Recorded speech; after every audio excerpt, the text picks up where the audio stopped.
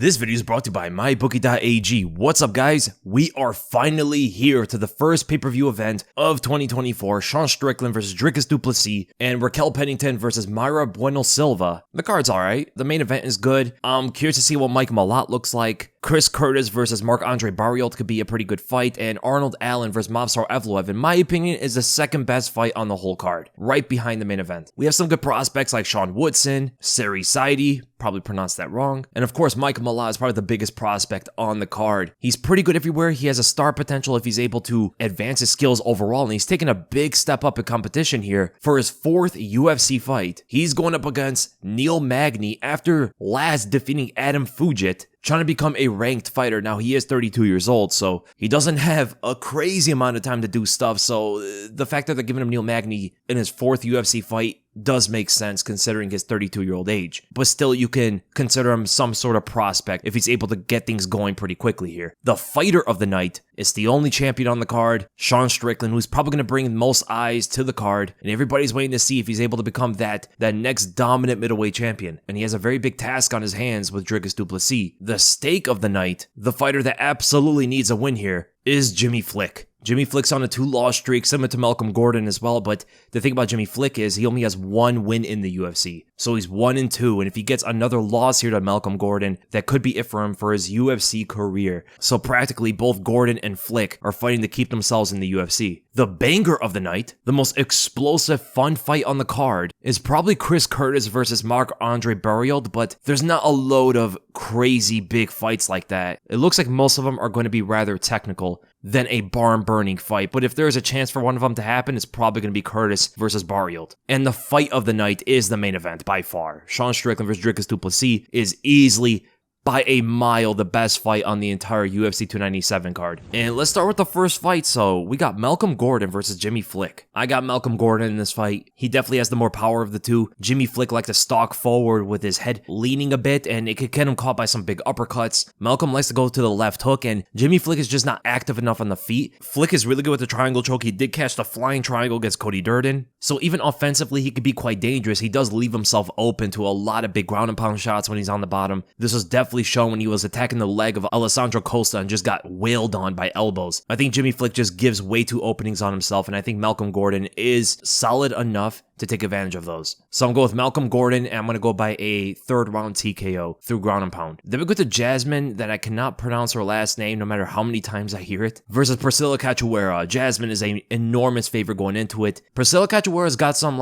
eye-opening performances that I did not think she would do too well in. Like, for an example, the win over Ariana Lipski was definitely the big one that caught me by surprise, finishing her quickly in the fight. She's scrappy, she's strong, and Jasmine's not that great of a striker. She could definitely get caught by some crazy stuff from Priscilla. Shown in the Tracy Cortez fight, her head is there to be hit. She does pick her hands up, but just does not react well to punches coming at her, and she's just purely focusing on her own offense. She's got good knees in the clinch. She's got good work there. She has decent control as well, but her punches are fairly slow. Her kicks are fairly slow, and I think she needs to take the fight to the ground. If she's able to get that double leg in there, similar to what she hit Tracy Cortez with, or get some trips in the clinch, I think she should win the fight through a decision, but I don't think Jasmine's a 4-1 favorite. Her skills in the stand-up don't seem to be that vastly superior to Priscilla's ferocity and pressure and power. I would not be shocked if Priscilla wins this fight, but I'm going to go Jasmine by a decision. Then we got the Johan Linus versus Sam Patterson. Sam Patterson didn't really have a good UFC debut. He got annihilated by a much smaller Yanal Ashmos. One big overhand seemed to have put him down off a caught leg kick, and then the follow-up shot really dazed him. But the guy was on a very good win streak going into that fight. He's enormous for the lightweight division, very long and tall. He was a bit too big for the lightweight division, in my opinion. He's moving up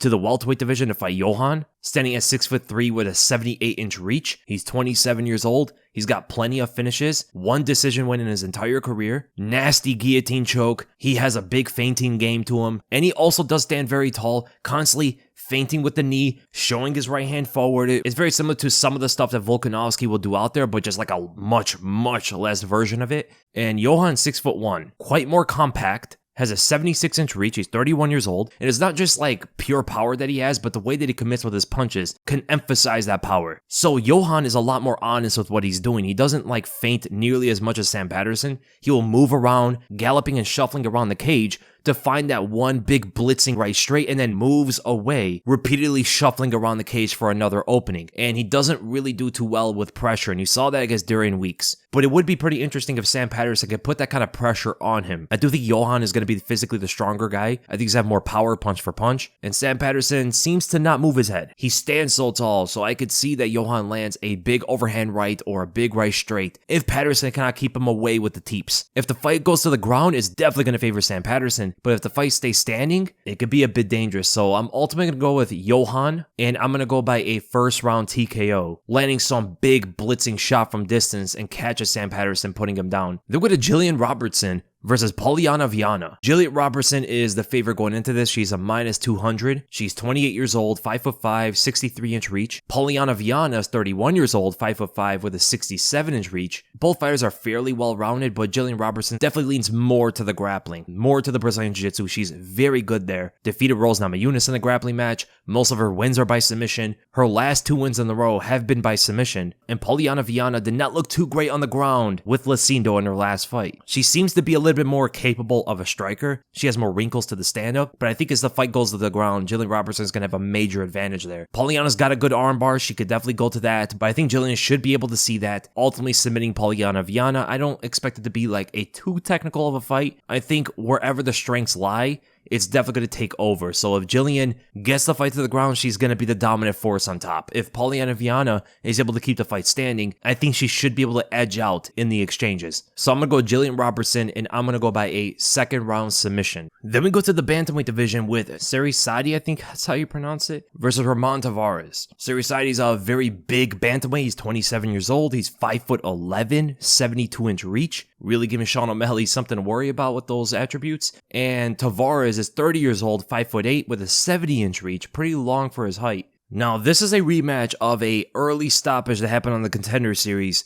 where Saidi popped him with a very fast jab. It looked like Tavares tried to pull counter it and misstep with his lead foot. Saidi did a really good job of backstepping away at a left angle to line up his 1-2 that put Tavares to the ground. It looked like Saidi was having a lot of success with the body and head kicks. His length was giving him a big advantage on finding those kicks on the open stance, and it's going to be a similar kind of thing as well. I'm just very surprised Tavares did not go for any leg kicks, because Saidi does not deal with leg kicks that well, and it's been shown throughout most of his career already. Even if you're in the opposite stance, you should be hammering those on this guy, because you put good pressure on him, you keep something for him to worry about, but you do have to mask him because he is so long, and he is pretty active with his lead hand. I think in the rematch, Saidi's still going to have that probing lead hand constantly, hand trap, and Tavares really only looking for that one left straight to connect. And I was very surprised why he didn't go for any of these check right hooks that he landed on many other orthodox opponents throughout his career, and even some big body kicks and stuff. I mean, the liver's on the right side, so the open stance is going to be perfect for him to land those kicks on the liver. It looked like Tavares just went into that fight with a very limited game plan, whereas Saidi was using everything. He looked very good in that fight. And Saidi's pretty good on the ground as well. He has a good triangle choke against Jericho Platan. It wasn't a fast triangle choke, but he does have it to his arsenal. I don't know where he trains his Brazilian Jiu-Jitsu, but he would be a really good 10th planet guy. He uses his long legs very well, and he ties his opponents up from the bottom. It's just the only thing, there are some fights where he doesn't seem too stable on his feet. He's got knocked off balance quite a bit, and I'm very curious to see if Ramon's going to come in there with another game plan. So my prediction for this fight, I am going Saidi to win the rematch again, but this time I'm going to go by a decision win. Ramon can absolutely win this if he comes out there with a multi-faceted game plan instead of just looking to box. Then we go to Charles Jourdain versus Sean Woodson. Jourdain's on a 2-fight win streak. Last one was a very good guillotine choke against Ricardo Ramos. And Sean Woodson is on a 4-fight unbeaten streak. He does have that draw against Luis Saldana. And this guy's super tall for the featherweight division. 6'2", man. And Jourdain's going into this as the favorite. 185 favorite. Jourdain is like very inconsistent with the way he performs. There are some fights where this guy looks like he can be a contender. The win against Lando Venata. He looked great in his Josh Kulibao fight. His win against Duho Choi.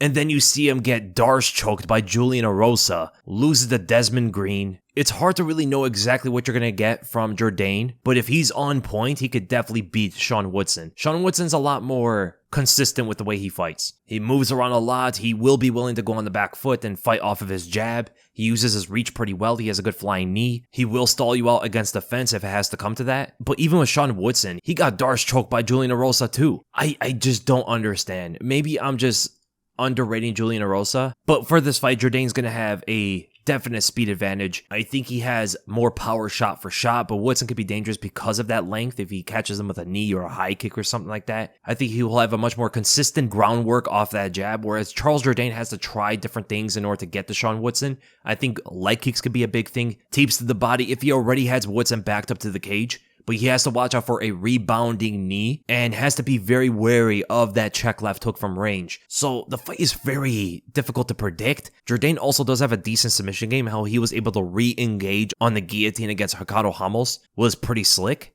But the fact that Jourdain's on a 2-fight win streak makes me think that Sean Woodson's just going to win by default because of how inconsistent Jourdain is. So my prediction is I'm going to go with the underdog. I'm going to go with Sean Woodson in this fight. I think he has a lot more things to be safe with. I think he has a big advantage when it comes to these distance strikes. He has a very consistent jab, which I do like for him. Jourdain potentially might switch stances just to take it off, but it's going to be interesting to see how Jourdain is going to answer some of these ranged attacks from Woodson. And man, if that knee lands, that could be pretty crazy. So I'm going to go with Sean Woodson, and I'm going to go by a decision win. Then we're going to Brad Katona versus Garrett Armfield. Brad Katona is 32 years old. He's been on The Ultimate Fighter twice. He's 5'6" with about a 65-inch reach. Garrett Armfield is 27 years old, 5'6" with a 70-inch reach. He has a major reach advantage over Brad Katona, and he definitely has a lot of power to go with it. The guy hits pretty hard for a bantamweight, whereas Brad Katona is a decision machine. He's well-rounded. He has a good grappling game, good wrestling game, holds you down. Usually isn't too exciting to watch, but his fight with Cody Gibson was good. But Garrett Armfield has such a threatening boxing game that I think it's going to cause Brad Katona to try to take him to the ground and submit him, because Armfield doesn't have the greatest Brazilian Jiu-Jitsu to him. He got arm triangled by David Onama. He's not the most technical boxer out there, but he will fire from different angles that could catch Brad Katona pretty good. And with that reach advantage, man, Armfield does have a little bit of a wrestling game to him that he used against David Onama. So I do like Brad Katona in this fight. I think he should be able to use his wrestling to win this fight. Win 2 out of the 3 rounds to get that decision win. Then we're going to Chris Curtis versus Marc-Andre Barriault. Chris Curtis is a minus 165 favorite. He's 36 years old, 5'10",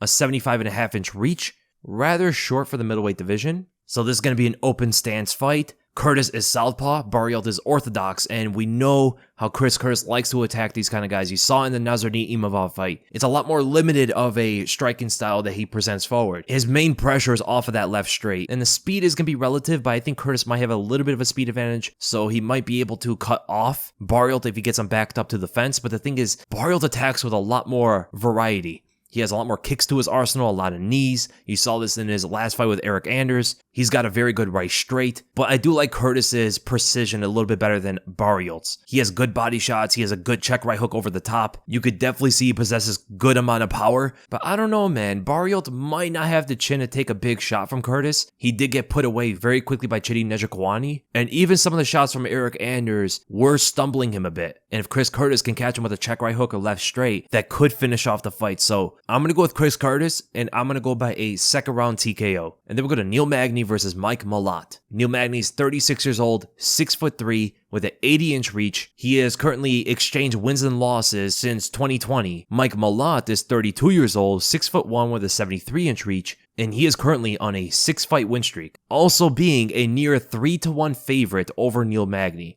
And I think that is probably for good reason. Mike Malott is quite well-rounded. He has a good head on his shoulders, good fight IQ. Even though Mike Malott's not that fast of a fighter, Neil Magny isn't either, so it's not going to be too much of an issue for him. He possesses more power. He works off different kind of things. Magny has just kind of been stagnant throughout his career. If you have a wrestling weakness, he will take you down constantly. If you have a difficulty with range, he's going to jab you all fight. If you can't get off the cage, he's going to keep you there the whole time. Mike Malott is well-rounded enough, in my opinion, to be dangerous on the ground, dangerous in the stand-up, and not allow Neil Magny to stall out the fight anywhere. So I think the leg kicks are going to be massive. I think the body shots are going to be big. Magny does not have good takedown defense, so Mike Malott could take him down there, try to choke him out, because Magny has even worse of a Brazilian Jiu-Jitsu game than he does wrestling. And I am ultimately going with Mike Malott for a first round submission. I could even say second round though. So there's some really good lines on here, man, for you to capitalize with mybookie.ag. So on the odds, Sean Strickland's a minus 135 favorite in the main event. I think those are good odds both ways, but for MyBookie specifically, if you're a Dricus du Plessis fan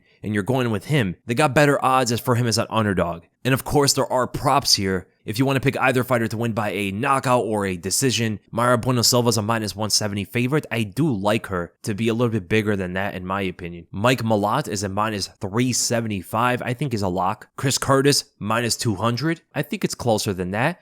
Movsar Evloev, -210. That is an interesting one. They really have Arnold Allen that big of an underdog, huh? Bracatona is a -190. I do like him in the fight. Charles Jourdain, -180. I do like Sean Woodson, but it is very close. I'm not going to count out Jourdain at all. Seri Saidi is a -180 against the +140 Roman Tavares. Jillian Robertson is a -270. I do like her in the fight as the favorite. Johan against Sam Patterson is a -150. That makes sense, I think. Jasmine's a -400. Again, she's not so good on the feet that she's going to absolutely dominate, but the grappling should go to her side for sure. -400 I think is kind of crazy, so I might put something very small on Cachoeira. And then Malcolm Gordon is at -210. I do like those odds for him. So very interesting betting lines here. If you guys want to go ahead and capitalize on them, make sure to go to mybookie.ag and get that first deposit bonus. Well, they'll match up 50% whatever your first deposit is, all the way up to $1,000. So if you first deposit $50, they'll give you $25 on top of that to play with. Just use the promo code WEASEL, that's WEASLE, to take advantage of MyBookie's sign-up offer.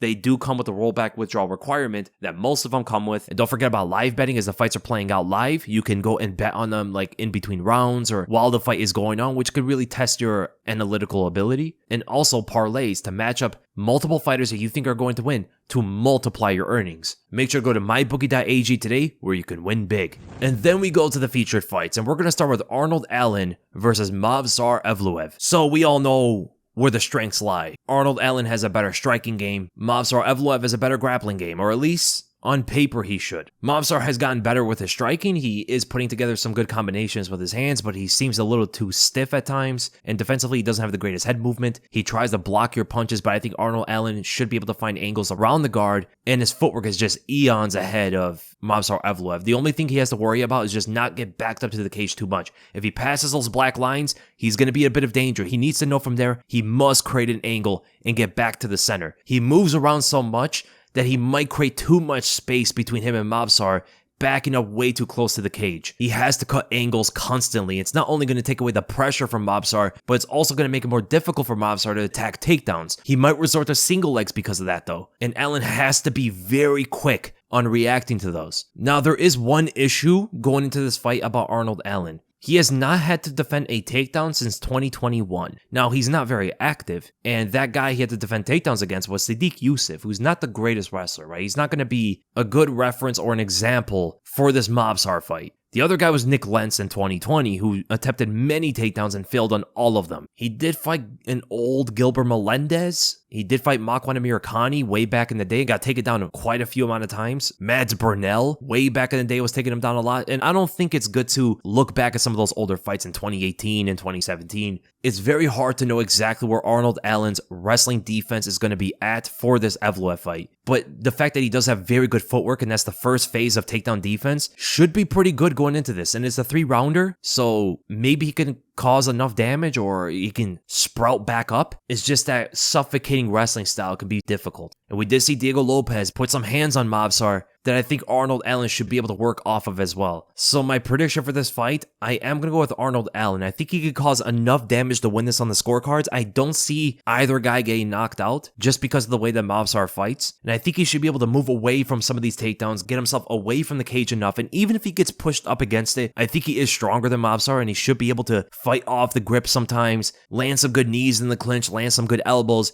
try to disengage and create enough space to get himself back to the center and really put some good output on this guy, because he has to have some kind of constant output to keep Movsar guessing. So I'm going to go with Arnold Allen by a decision, and I think it's going to be very close. And then we go to the co-main event. Raquel Pennington versus Mayra Bueno Silva for the bantamweight title. This is probably going to be a difficult fight because Raquel Pennington is defensive enough to tough her way through a lot of things, even though Silva has a much better grappling game. She has very good Brazilian Jiu-Jitsu for this weight class. She's faster than most of these fighters as well. She used to fight at 125, but Raquel is very physically strong. And Pennington's mostly a boxer, has some good defensive skills all throughout. She's very tough, but what worried me about her was the amount of time she was leaning against Caitlin Vieira, and she could get hit by a head kick by Silva for that. Almost none of these fighters fight at the speed that Silva does. And the way that she even throws her elbows and punches is quite different than a lot of these other bantamweights. So I'm going to go with Silva, and I think she's going to win by a decision. I think Pennington's going to be defensive enough to not get herself finished, but if she tries to be a bit more aggressive, I think Silva could catch her with something. And then we finally go to the main event. By far the best fight on this card, and the one everybody's excited for. The fight of the underdogs, Sean Strickland versus Dricus du Plessis.